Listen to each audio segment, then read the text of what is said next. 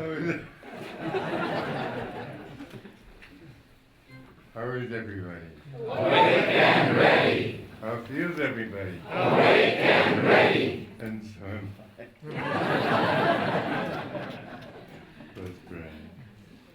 Heavenly Father, Divine Mother, Friend beloved God, Jesus Christ, Babaji Krishna, Hare Mahashaya, Swami Sri Yukteswar, Beloved Guru, Paramhansa Yogananda, Saints of all religions, we bow to all of you.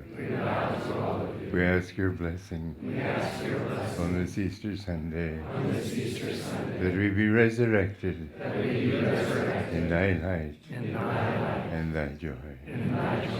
Om. Peace. Amen. Be seated. Now, who will lead the...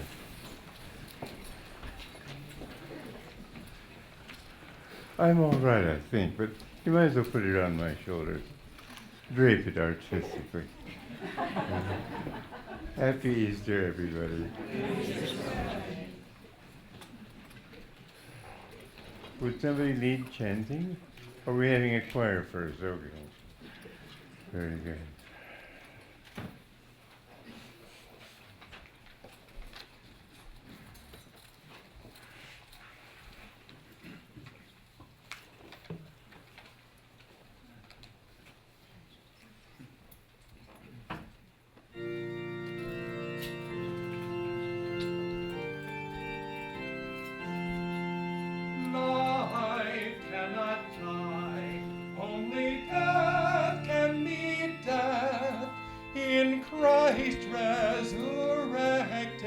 Was the truth of Christ proved? In Christ resurrected was Christ's truth proved.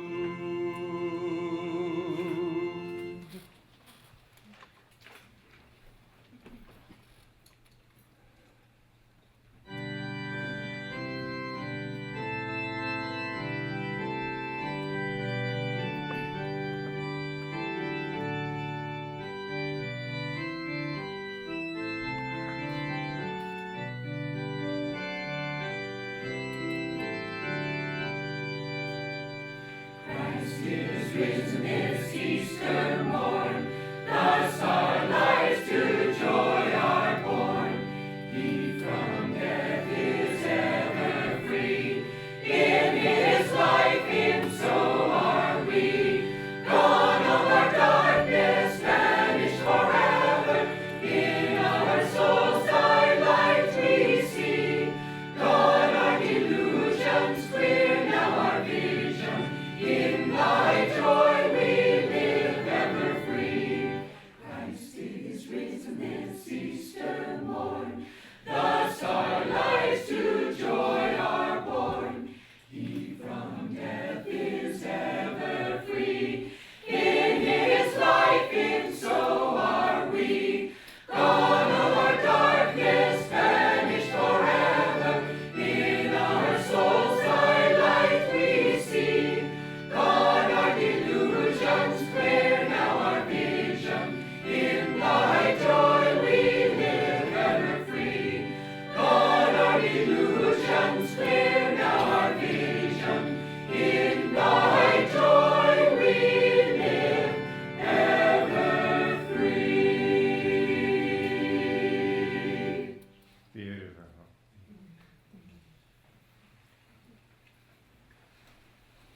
Let's consider that our chant, and let's just meditate.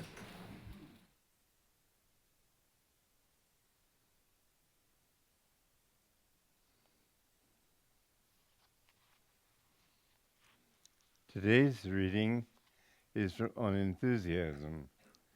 Enthusiasm is the spirit of joy, channeled through the power of the will.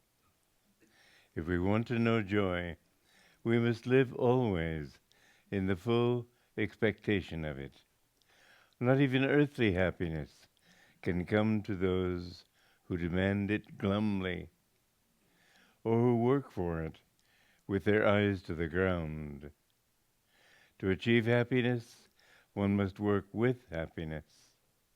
To achieve divine joy, one must be keenly enthusiastic in everything one does.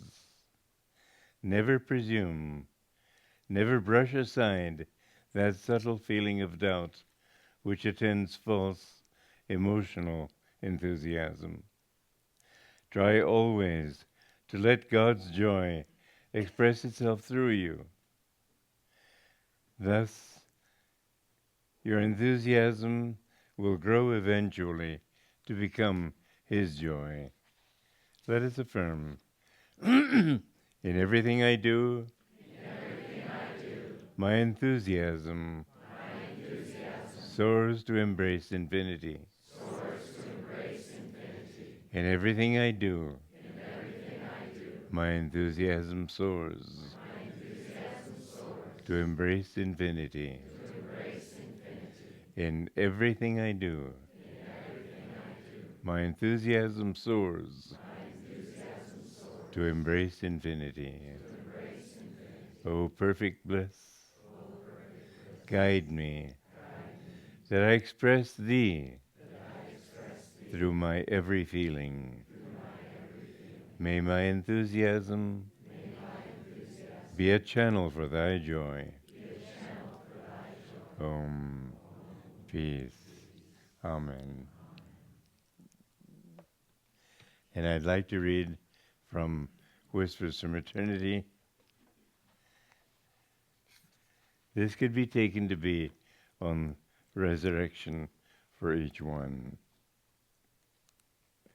No more shall my consciousness remain bottled in this little vessel of flesh, corked with ignorance. No more will I remain moving through the sea of cosmic consciousness, night and day, years, decades, and how many incarnations, so close, yet never able to contact Thy sea.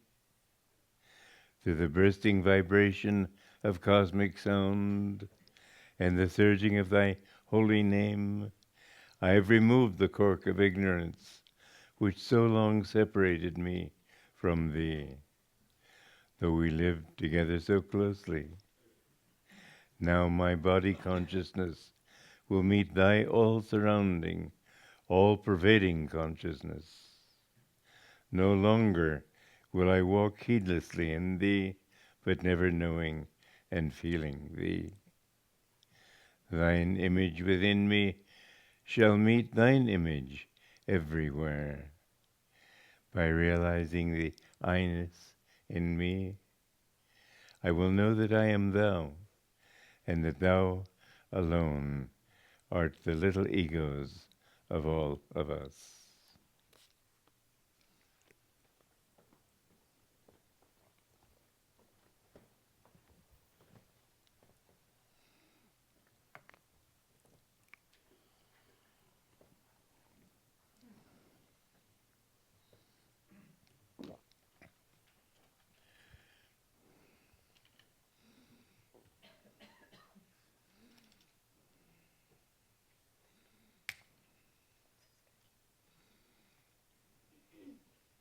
Our reading this week from Rays of the One Light is Resurrection for Every Soul.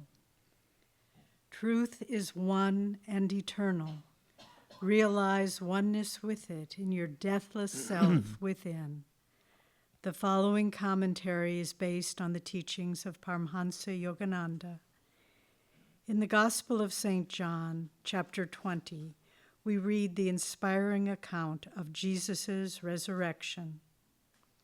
The first day of the week cometh Mary Magdalene early, when it was yet dark, unto the sepulchre, and seeth the stone taken away from the sepulchre.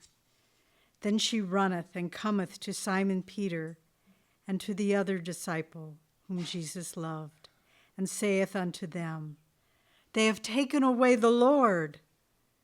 Then the same day at evening, being the first day of the week, when the doors were shut where the disciples were assembled for fear of the Jews, came Jesus and stood in their midst, and saith unto them, Peace be unto you.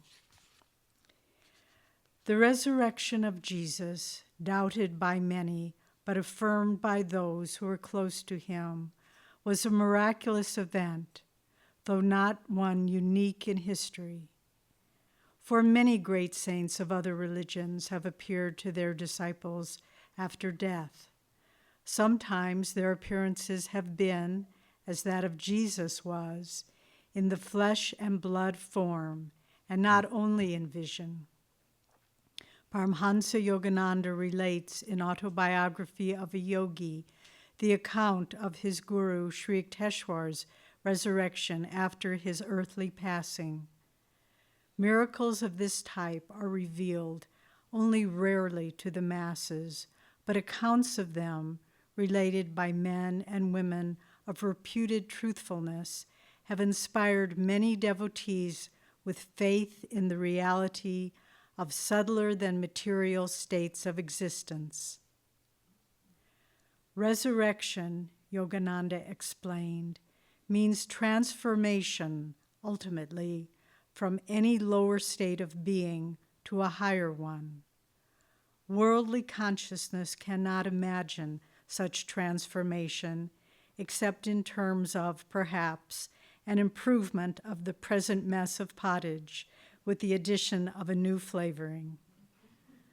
Divine consciousness, however, is capable of taking the base metal of worldliness and transforming it into the spiritual gold of divine wisdom and love. In keeping with this truth, the Bhagavad Gita in the 9th chapter tells us, Ah, ye who into this ill world are come, fleeting and false, set your faith fast on me. Fix heart and thought on me. Adore me. Bring offerings to me.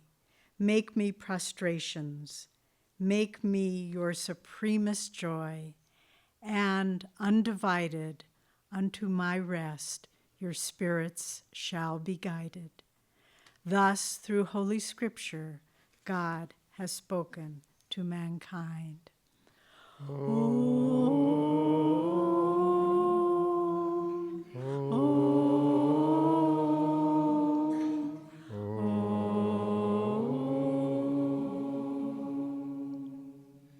Thank you. Why do we chant the Threefold Ohm like that? It's an interesting point. The three aspects of Om are known symbolically as Brahma, Vishnu, and Shiva. These are not separate gods. They're that aspect of Om which brings everything into manifestation, that aspect which keeps it in manifestation, and that aspect which dissolves everything back into the spirit. And the actual sounds are, the first is louder and higher. And so we sing, Om. It's sort of like a motor. You hear a car motor start up, and it begins with, right? And then when it reaches a certain level, and when it ends, and so, with this absolutely divine image, you have a deep truth. When we sing the Threefold Ohm, you sing the first one loudly, then the second a little bit more soft, and the third one softest of all. And they are always the eternal. When you hear these sounds in meditation, you will actually hear the three aspects: the higher sound, then the medium, then the low. And these are actual experiences that everybody can have, perhaps does have, I don't know. But it's so. Now, Master gave a very interesting, well, let me begin by saying this. We've all heard the statement, today is the first day of the rest of your life. it would be a very good thing to think of this day as your day of resurrection. Let's say that from now on, we're going to change. From now on, we're going to make our lives more spiritual. From now on, we're going to think more of God. Every day can be that. Every second can be that. You know, the expression of Shankaracharya, the definition of God, was Ananda. Forgive me if I don't stand, by the way. I have the great disadvantage of not being able to see all of you. But you have the great advantage of not being able to see me. And this is a great blessing. Anyway, Master said that the translation of that is usually given in books as existence, consciousness, bliss. Well, what are you going to do with that one? Master gave it much more beautifully. He said, ever existing, ever conscious. And then he added his own thought to that, ever new bliss.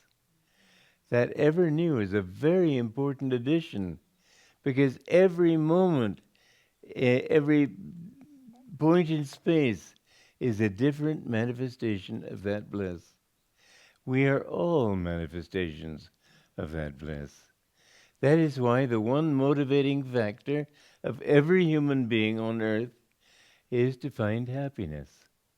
Everybody wants to avoid pain, obviously, but everybody wants to find happiness. Everybody somehow feels it's his right to be happy. And the worst mafioso is motivated only by that.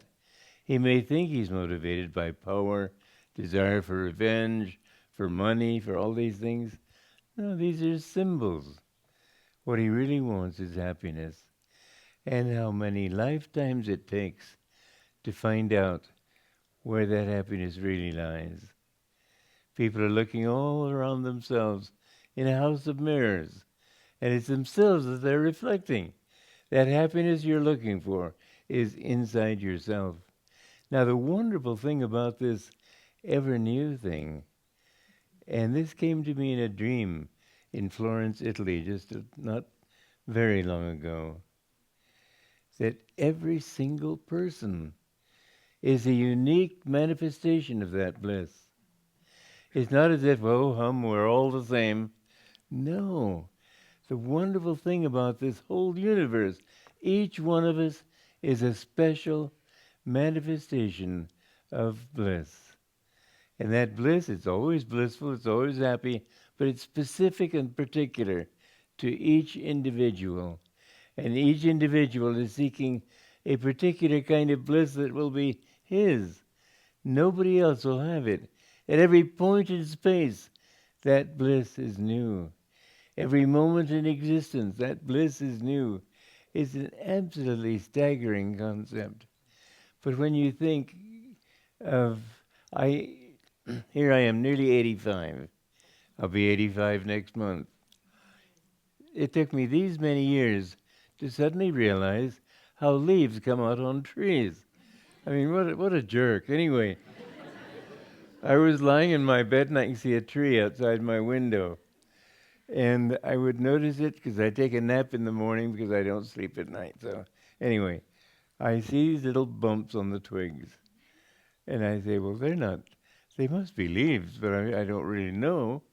Then they'd be a slightly bit bigger, and then a little bit bigger, and suddenly something comes up. Is that a leaf?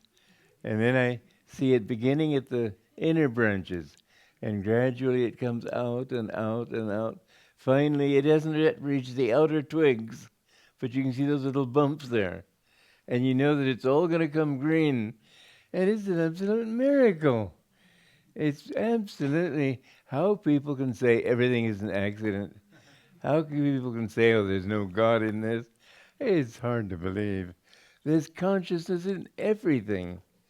But the thought that everybody is seeking bliss, isn't that enough cause to love everybody on earth? In this dream that I had some years ago, it was absolutely thrilling. I saw these thousands of people, and all of them are seeking that same bliss, and some of them had very coarse expressions, some of them had refined expressions, some were ugly, some were beautiful. But you could see in every one of them this same desire for that bliss, and sooner or later that little leaf will come out and become a full-fledged leaf. It's absolutely thrilling to think what life is and the mystery of it and the beauty of it. I tell you, it's hard not to cry when you see this whole scheme of things so absolutely wonderful and filled with joy. Well, the more that you can get rid of all this mud that is piled over that inner gold of your own nature, the more you will find that that bliss is always with you. Now, we're looking for resurrection, but every religion comes up with some sort of way of ossifying what their teaching is. Our teaching is ossified by the thought that only through Jesus Christ can you get this. He's special, we can't be that. Why think he can't be that? He came to show us what he is. He came to show us what we can become. He came to show us an example. Every saint, every master shows us what we can be. What Jesus did, what Master did, they can do. But this message has to come again and again and again because people ossify that teaching and start to think that it's only this. And so you find in Christianity many sort of dead concepts that need to be, like in the fall, the leaves fall. We need to get rid of some of those old dead leaves and go back to the basic sap that is religion. We have to understand that the goal of religion, finally, is resurrection. This is why we were born on this world, to understand that God is our essence, that God is our reality, that there is no reality except God. When Jesus suffered on the cross, did he die for all humanity? It's a very convenient thing to think so, but just use your common sense a little bit. He died in 0, let's see, plus 33 AD, right? Did the world get better after that? It got worse, didn't it? You didn't find the Roman games and the terrible things that went on in the circus there in Rome. In those days, no. People got worse. They didn't get better. Therefore, did he really come to save humanity? Did his death save mankind? No. Did it save those who believe in him? That's not enough to believe. People used to believe the world is flat. That didn't make it flat. Your belief isn't anything. In the Bible it says, those who received him, to them gave he power to become the sons of God. What does it mean to receive? It means to tune in, not to just believe, but to receive in yourself. The whole message of the spiritual path, the whole goal of the spiritual path, is to rise above ego. We have to get rid of this thought that I am separate from you, or from God. It's this little vortex of, I'm an American, I'm a man, I'm a carpenter, or an artisan, or a painter, or a musician, or whatever it might be. All these self-definitions, we have to get rid of that and realize that we are all expressions of the same truth. Now here's another absolutely wonderful thing that Yogananda taught us. He said that when you merge in God, you've given up your ego. You don't become just sort of a part of a soup, let us say, where everything, overcooked vegetable soup, all the vegetables taste alike. That isn't how it is. Each person is somehow unique in one respect. You become one with the ocean of God. This is the goal of life. But at the same time, you never overlook, because you always retain in omniscience, that cosmic memory of having been Seva Weberg or Krishna Das or Dharmadas or all these different individuals, you'll remember yourself in all the incarnations that you ever were. And when you manifest to yourself to the world, if people, let's say, pray to you for guidance, which they will someday. Hard to believe. You look at yourself in the mirror and you think, me? Who's going to ever pray to me? But you're holy. You mustn't sell yourself short. No, don't tell yourself I'm holy because I'm drunk. No. But once you've gotten rid of all your weaknesses, you are holy, just as holy as Jesus Christ. You have that same God in you as he had. We must understand that that is who we are. But in each person, this is the incredible thing, each one manifests in a different way. So you never see that St. Francis is the same as St. Teresa or St. Ignatius or St. Yogananda or all the other great saints that have lived. Every one is unique. It's the ego people who are not unique. They borrow their values. You see sometimes people coming out of a Western movie with a rolling gait. They sort of take on this, I've been riding a horse kind of thing. It's kind of funny. And to see how when people are, so we're born, I wasn't born, but most of you were born in America. I was born in Romania. But these are only superficial self-definitions. The same person underlying that. You go to people in Arabia, India, Japan, basically they all have the same desire for joy. Everybody wants the same thing underneath it all. Yet each one in a different way. That's the beauty of it. God never repeats himself twice.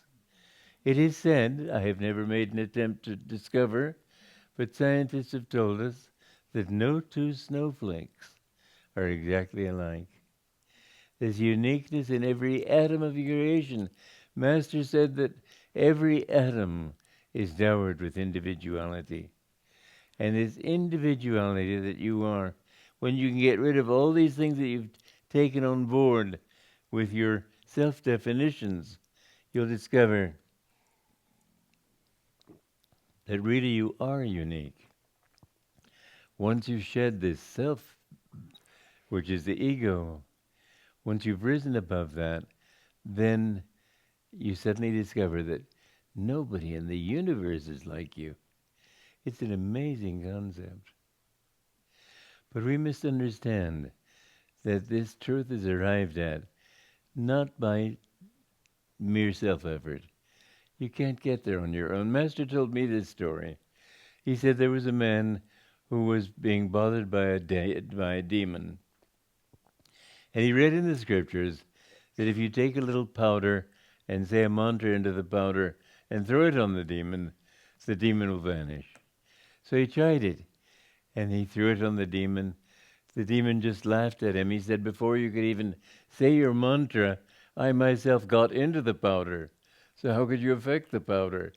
What he was saying was that this ego, which is trying to affirm its non-existence, is already infected with the delusion of individuality. So you cannot get out of that by self-effort alone. You have to be in tune with somebody who is out of it. That is why you need a guru. That is why it says in the Bible, as many as received him, to them gave he power to become the sons of God. Receiving him means to attune yourself to that consciousness to the point where his consciousness comes into yours. And the usual feeling of most egos is, I don't want anybody taking over me. I want to be me. They don't understand that the guru doesn't take over. He's just getting rid of the ego. You can't find a better example of the uniqueness of attunement than Yogananda and Sri Yukteswar. Sri Yukteswar expressed himself in terms of cold mathematical wisdom. That was his nature. He was a saint of wisdom. Yogananda was a saint of love and devotion. And by attunement with his guru, he didn't become more wise. Well, he became more wise. But he didn't lose his devotional approach. Rather, he found it enhanced. And so when you attune yourself, if you attune yourself to Yogananda, you don't have to be afraid of losing your individuality. I know many people tried to tell me, don't follow him, you've got to be true to yourself. I didn't bother to answer them. But I knew that I was finding freedom. And he wasn't making me like him. I'm not at all like him. Except in well, you have to tell me that one, I can't. But each one, somehow by attunement with the Guru, yes, each one takes on a certain thing that's the same, but he becomes himself. I have never known myself as me until I attuned myself with him. So attunement with the Guru means that he helps you to become who you truly are. The spiritual path is one of transcendence, but with help. Remember, in every religion, people are always looking for automatic ways. For instance, the Hare Krishna people. Chaitanya first said, Hare Nam, Hare Nam, Hare Nam Kevalam. Only by the name of God can you find freedom in him. And it isn't the mantra itself that does it. I remember in the life of Ramakrishna, where it describes where if they went to a Vaishnava meeting, and they were all singing the Maha Mantra, Hare Ram, Hare Krishna, etc. And he said it was a very lackluster affair.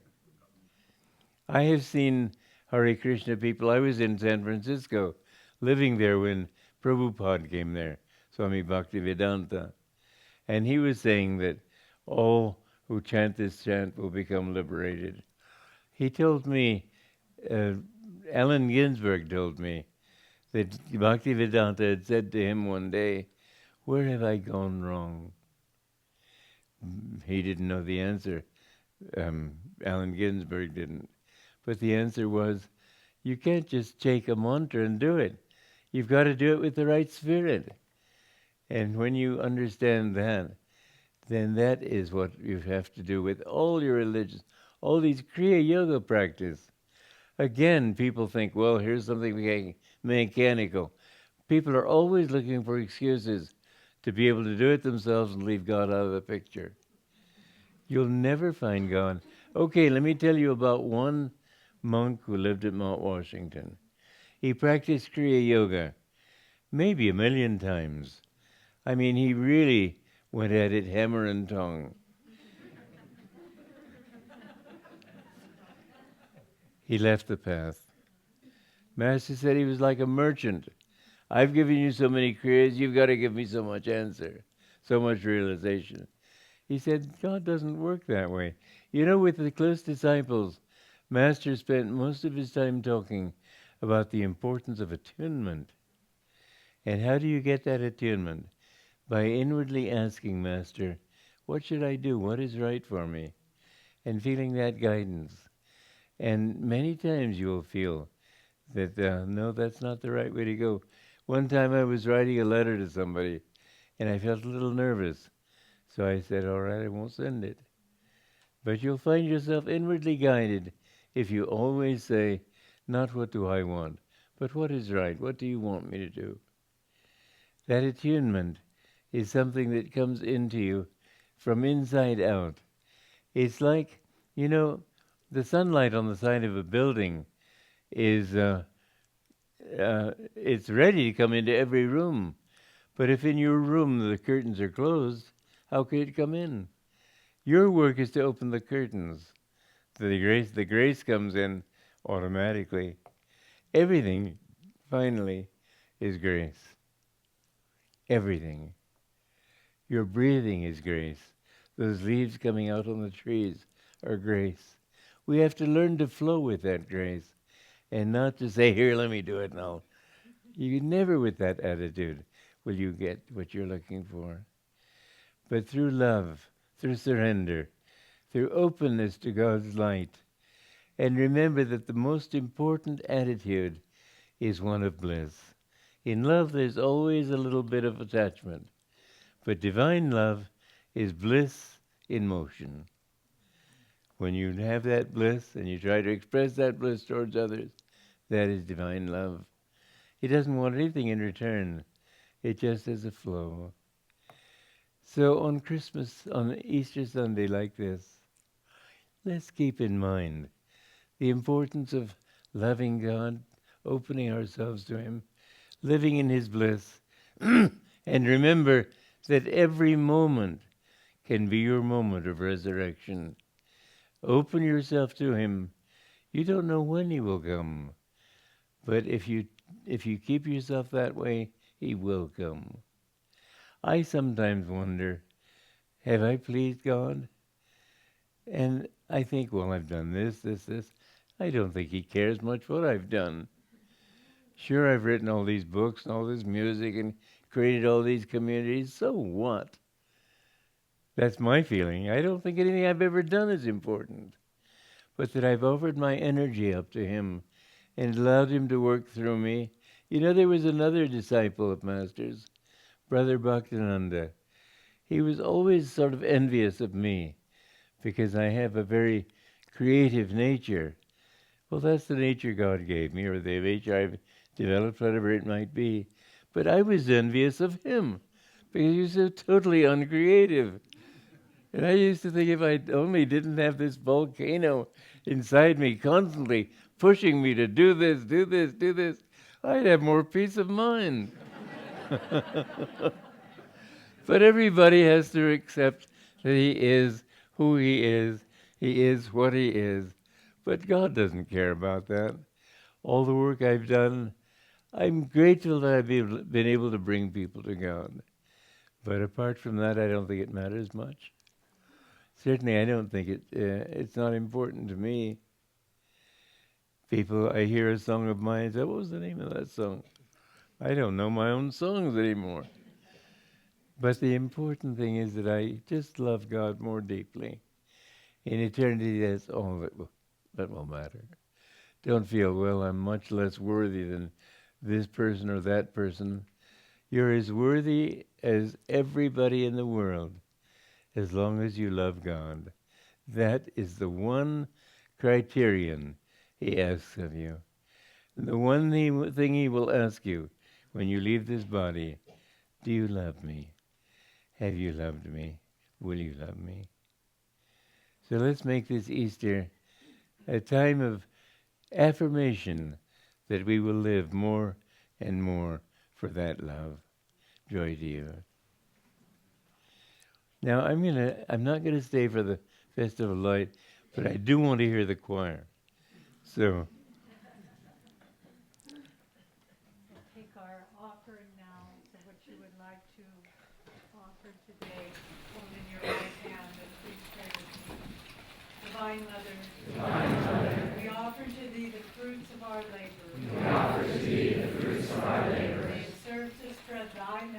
May it serve to spread Thy message. Of self-realization. To truth seekers everywhere.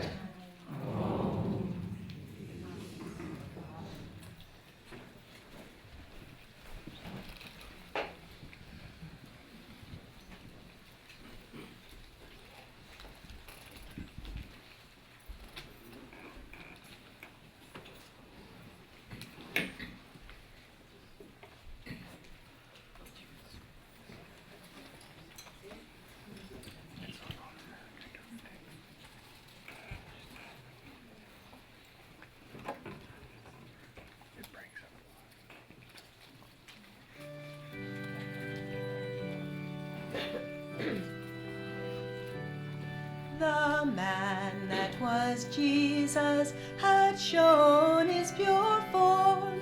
Upon a high mountain he stood, transfigured, transfigured, transfigured, transfigured.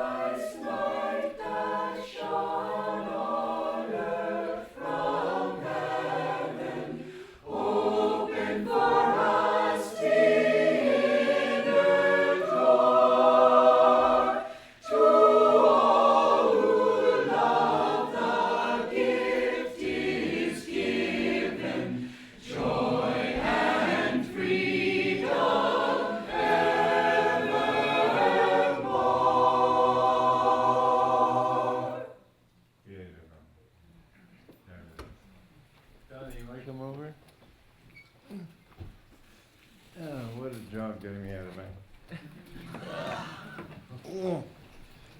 I want to introduce Donna to you. Sit down so you can see her. This is my niece, and she's come here. She may join our community. I don't know. Anyway, I'm very glad to see you, and I know you're leading after the service. I want to say goodbye. God bless you.